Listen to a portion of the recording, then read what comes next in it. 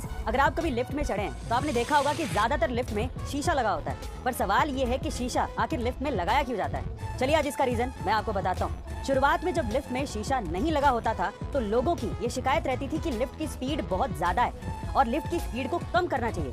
जब ये बात लिफ्ट के मेकर्स तक पहुंची तो उन्होंने ये जाना कि लोगों का दिमाग और ध्यान पूरा का पूरा लिफ्ट की स्पीड पर ही रहता है, जिसकी वजह से वो घबरा जाते हैं। अब उनके ध्यान को हटाना जरूरी था, इस वजह से लिफ्ट में शीशा लगाया गया ताकि लोग जब लिफ्ट में चढ़ें तो वो सिर्फ अपने आप को देखते रहें और उनका ध्यान कभी लिफ्ट की स्पीड पर जाए नहीं। गाइस, यही रीजन है लिफ्ट में शीशा लगाने का। जापान काफी चीजों में दुनिया से अलग है और इसी तरह से वहाँ के स्टूडेंट्स का प्यार को इजहार करने का तरीका भी काफी अलग है। कैसे, चलिए जानते हैं। अगर वहाँ पर कोई मेल स्टूडेंट किसी लड़की को प्यार करता है और वो अगर अपने प्यार का इजहार करना चाहता है तो वो क्या करता है, वो अपने स्कूल के यूनिफॉर्म का ऊपर से सेकंड बटन निकालकर उस लड़की को देता है और इसी तरह से प्यार का इजहार करता है। पर सवाल ये है कि ऊपर से सेकंड बटन ही क्यों?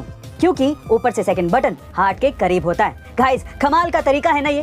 प्यार के इजहार के इस तरीके के बारे में आपका क्या ख्याल है, कमेंट सेक्शन में जरूर लिखेगा। मार्केटिंग कितने तरीके की होती है और कैसे की जाती है उसे कुछ मजेदार एग्जांपल से समझने की कोशिश करते हैं। सबसे पहले होती है डायरेक्ट मार्केटिंग।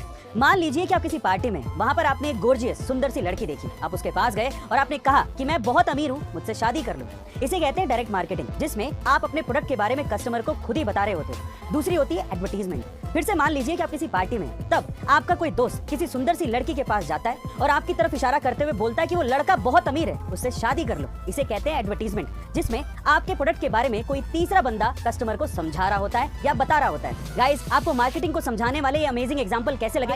एक ऐसा रहस्यमय कमाल का नंबर है जिसके डेसिमल के बाद अनंत नंबर आते हैं और जिसे आज तक पूरी तरह से कोई भी कैलकुलेट नहीं कर पाया है। लेकिन स्विट्जरलैंड के साइंटिस्ट और रिसर्चर्स का ये कहना है कि उन्होंने पाई के नंबर को डेसिमल के बाद 62.8 ट्रिलियन नंबर तक कैलकुलेट कर लिया है, और वो भी पूरे 108 दिन की कड़ी मेहनत के बाद। उनका ये भी कहना है कि उनका ये एक्सपीरियंस साइंस में, रिसर्च और डेवलपमेंट में काम आएगा। बाय द वे, मेरा आपसे ये सवाल है कि पाई की वैल्यू को आप डेसिमल के बाद कितने नंबर तक याद कर पाए हैं, कमेंट सेक्शन में जरूर लिखेगा। और ऐसे अमेजिंग वीडियोस के लिए शेयर, सब्सक्राइब एंड लाइक। मिलते हैं अगली वीडियो में।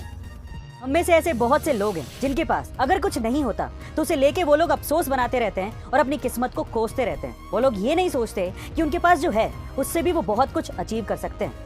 ऐसे ही अपनी जिद पर जीने वाला एक बंदा है जिसका नाम है जायोन क्लार्क। गाइस, एक बीमारी के चलते जायोन का शरीर का निचला हिस्सा है ही नहीं, लेकिन उन्होंने इसका कभी अफसोस नहीं बनाया। उनके पास पैर नहीं थे, लेकिन अपने हाथों से ही दुनिया में सबसे तेज दौड़ के उन्होंने अपना नाम Guinness book of world record में शामिल करवाया है। वो बहुत ही अच्छे मोटिवेशनल स्पीकर हैं, बहुत अच्छे एथलीट हैं और उनकी बॉडी कमाल की है। अगली बार जब आप अपनी किस्मत का रोना रो रहे हो तो जायोन क्लार्क को जरूर देख लेना। ऐसी अमेजिंग वीडियोस के लिए शेयर, सब्सक्राइब एंड लाइक। मिलता है अगली वीडियो में।